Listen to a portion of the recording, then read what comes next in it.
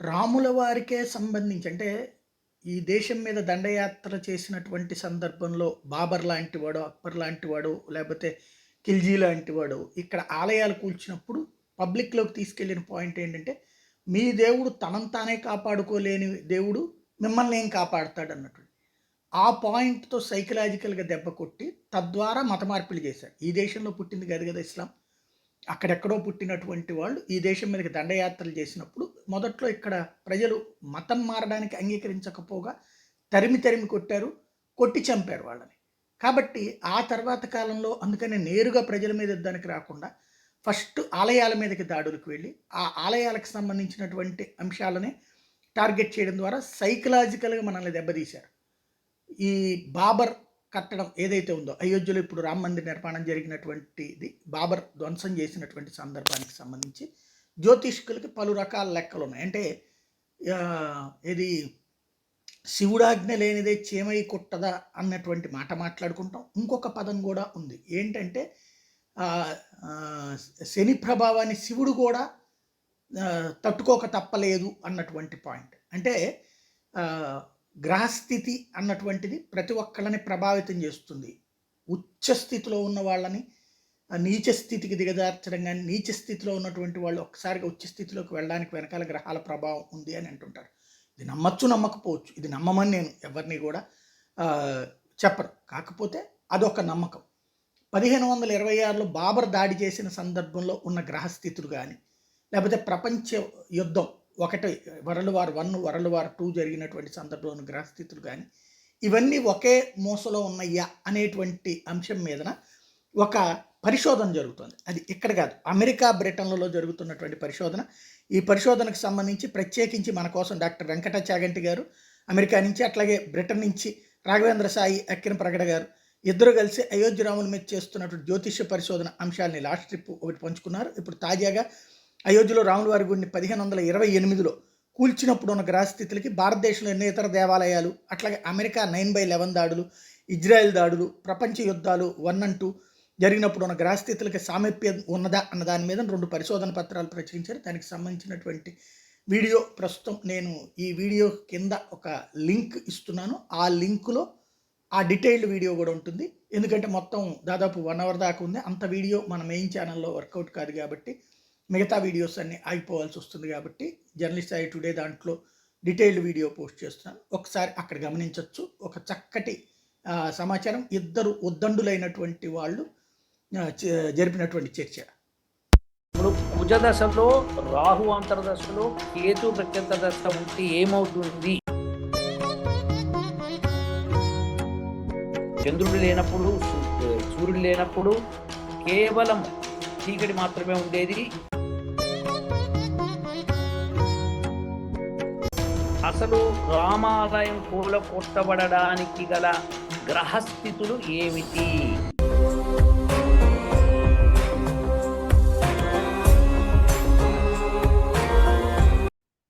ఓం ఏనేదం భూతం భువనం భవిష్యత్ పరిగృహీతమృతేన సర్వం ఏన యజ్ఞస్థాయతే సప్తహోత తన్మే మన శివ సంకల్పమస్తు. నమస్కారం అండి, నా పేరు Raghavendra. University of applied Vedic science ద్వారా కొనసాగుతున్న మా జ్యోతిష్య పరిశోధన కార్యక్రమానికి తిరిగి స్వాగతం. మాతో మా గురువు గారు పూజ్యులు శ్రీమాన్ డాక్టర్ వెంకట చాగంటి గారు మనతో ఉన్నారు. నమస్కారం సార్. ఓం నమస్తేనయ్య రాఘవేంద్ర. నమస్కారం అండి, చెప్పు రాఘవేంద్ర. సార్, మనం రాముల వారి గుడి గురించి లోతుగా పరిశోధన చేస్తున్నాము. ఎప్పుడైతే ముహూర్తం ప్రకటించారో టెంపుల్ వాళ్ళు, దాని గురించి మనం ఆల్రెడీ ఒక వీడియో రిలీజ్ చేసాము జర్నలిస్ట్ సాయి గారి ఛానల్లో. సో దాని కొనసాగింపుగా ఈ వీడియో కూడా చేస్తున్నాం సార్. మరికొన్ని అంశాలు చర్చించడానికి మనం అసెంబ్లీ అయ్యాము ఇక్కడికి.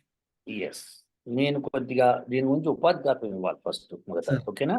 సార్. సో ప్రేక్షకులు, అది వీక్షకులందరికీ కూడా స్వాగతం అండి, సర్వేషాం స్వాగతం. సో ఇప్పుడు మీరందరికీ తెలియవలసిన విషయం ఏంటంటే, అత్యద్భుతమైన జ్యోతిష్య శాస్త్ర పరిశోధన జరుగుతున్నది.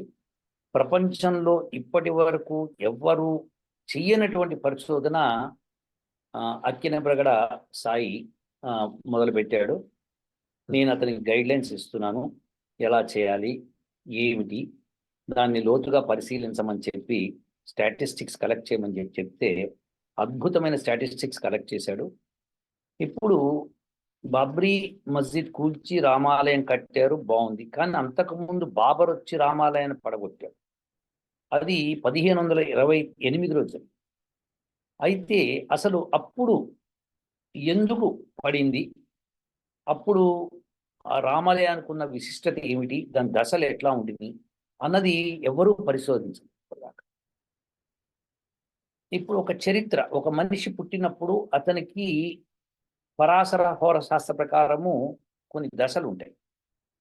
సో మేము ఆ శాస్త్రం ఏం చెప్పిందో అది చెప్తాం. మేము ఎంతసేపు శాస్త్రబద్ధంగా వెళ్తాం తప్పితే ఇది 100% మా ఆలోచన కాదు, శాస్త్రం ఆలోచన. మా ఆలోచన ఎంతసేపు దాన్ని పరిశోధించి వెలికి తీయటమే, అంతే తప్పితే అది మేమేదో నిర్ణయించటం కాదు. మీరే చూస్తారుగా ఇప్పుడు ఈ బృహత్ పరాశర హోర శాస్త్రాల్లో చెప్పిన సూత్రాల ఆధారంగా ఒక మనిషి యొక్క ఆయుర్దాయము 120 సంవత్సరాలుగా నిర్ణయించాడు ఆ మహర్షి గారు. అంతేకాకుండా అంతకంటే ఎక్కువ బతకచ్చు మనిషి, ఇంకా ఎక్కువే బతకచ్చు, 400 సంవత్సరాలు బతకచ్చు. కానీ 120 సంవత్సరాల దాకా ఈ దశలు ఉంటాయి. అంటే గురుమహర్దశ, శనిమహర్దశ, రాహుదశ, ఇలా ఈ దశలన్నీ కలిపితే 120 సంవత్సరాలు. అది మానవుడికి. అదే కనుక దేవతలకైతే, అంటే ఇప్పుడు రామాలయం అనేది రాముడు అనేది దేవత కింద కాబట్టి దేవతలకి 360 మానవ సంవత్సరాలు ఒక్క సంవత్సరం. ఆ లెక్క ప్రకారము రాఘవేంద్ర, ఒక దేవతకి ఆయుర్దాయము ఎంత నిర్ణయించబడుతుంది? 43,200 సంవత్సరాలు సార్. 43,200 సంవత్సరాలు. ఎందుకయ్యా రాఘవేంద్ర చెప్పు? సో 120 సంవత్సరాలు ఇంటూ 360 సంవత్సరాలు దేవతా సంవత్సరం ఇంటూ ఈ 43,200 సంవత్సరాలు వస్తుంది సార్.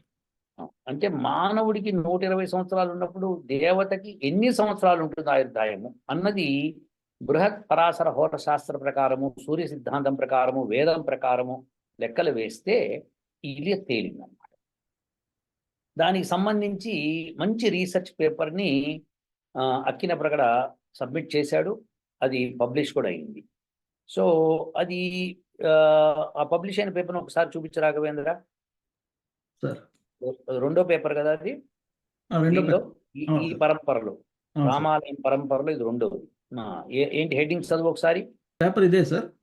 ఓకే, దీని హెడ్డింగ్ వచ్చి sir, celestial inquiry unraveling the archaeological tapestry of the year 1528, desolation of Prabhu Shriram's Ayodhya temple. ఇది ఎవరు ఆథర్స్ ఎవరు ఇక్కడ? Raghavendra Sai Akkina Pragada and doctor Venkata Chaganti sir. Okay, ఎప్పుడు పబ్లిష్ అయింది ఇది? 22nd జనవరి సార్, లాస్ట్ మంత్. 22nd జనవరి. ఓకే, ఆ రోజు రామాలయం ఓపెనింగ్ కూడా అయింది. Okay, sir. సో ఆ రోజు పబ్లిష్ అయింది, బాగుంది. దీనిలో నువ్వు చెప్పదలుచుకుంది ఏం చెప్పావు, ఏ దశలో ఇది జరిగింది అన్నది ఎలా చెప్పావు వద్దాం. ఇప్పుడు తీసేయి, హెడ్డింగ్ తీసేయి ఇంకా సార్. సో ఇది ఈ పేపర్ తీసేయి. సో ఇప్పుడు ఏం చేశారంటే, ఇప్పుడు మొట్టమొదట ఎన్ని యోగాలు ఉన్నాయి రామాలయానికి అని చెప్పి ఒక పేపర్ సబ్మిట్ చేశాము. దాని తర్వాత దాని వీడియో కూడా చేశాము.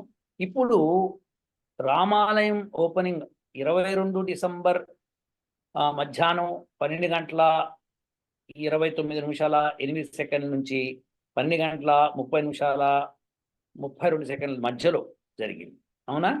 సో ఆ సమయంలో ముహూర్తం పెట్టడం మూలంగా యోగాలు ఎన్ని ఉన్నాయని డిస్కస్ చేసి, అలానే ఏ దశ నడుస్తోంది ఇప్పుడు అని రాఘవేంద్ర ప్రగడ దాన్ని క్యాల్కులేట్ చేశాడు. ఏ దశ నడుస్తోంది ఇప్పుడు రామాలయానికి? సో ప్రస్తుతం కుజ మహాదశ నడుస్తోంది సార్. కుజ మహాదశ నడుస్తోంది. అయితే మానవుడికి కుజ మహాదశ అన్నది 7 సంవత్సరాల కాలం ఉంటుంది. అవును సార్. కానీ అదే దేవతలకైతే ఎంత కాలం ఉంటుంది రాఘవేంద్ర? సార్ ఇందాక మనం మాట్లాడుకున్నట్టుగా దేవతల ఆయుస్సు వచ్చి 43,200 సంవత్సరాలు కాబట్టి 7 సంవత్సరాలని దానికి స్కేల్ చేసి ఎక్స్ట్రాపులేట్ చేస్తే కుజ మహాదశ వాళ్ళకి 2,520 సంవత్సరాలు అవుతుంది సార్. ఓకే, కుజ మహాదశ రామాలయానికి 2,520 సంవత్సరాలు ఉంటుంది. అవును సార్. దానిలో ఎంత కాలం గడిచిపోయింది? 870 సంవత్సరాలు గడిచిపోయింది సార్. ఇప్పుడు మిగిలింది ఉంది. మిగిలింది ఎంత కాలం ఇప్పుడు ఈ రామాలయానికి కుజ మహాదశ? దాదాపుగా 1500 పైచిలుకు సంవత్సరాలు మిగిలింది సార్. ఇదండి సంగతి. అంటే పుట్టినప్పుడు కుజ మహాదశతో స్టార్ట్ అవుతోంది అనుకోండి. కుజ మహాదశ కొంతకాలం అయిపోయి ఉంటుంది. ఆ! అప్పుడు రాఘవేంద్ర నన్ను అడిగాడు, ఏంటి సార్ మరి ఇప్పుడు గడిచిపోయిన కాలం అంటే మరి అర్థం ఏమిటి అని. అప్పుడు నేను చెప్పాను, అది దేవతలకు ఏమవుతుందంటే 43,200 సంవత్సరాల తర్వాత చక్రం తిరుగుతూ ఉంటుంది. సో 360 సంవత్సరాలకు ఒకసారి తిరుగుతుందని చెప్పి మీకు వీడియో కూడా చేశాను ఒకప్పుడు. అది అగ్ని, సూర్యుడు, రాత్రి, చీకటి కంప్లీట్‌గా. అగ్ని అంటే చంద్రుడు లేనప్పుడు, సూర్యుడు లేనప్పుడు కేవలం చీకటి మాత్రమే ఉండేది. ఎంత సమయం అనేది 3 కలిపితే 360 సంవత్సరాలు అని చెప్పి ఒక వీడియో చేశాం. గుర్తుందా రాఘవేంద్ర?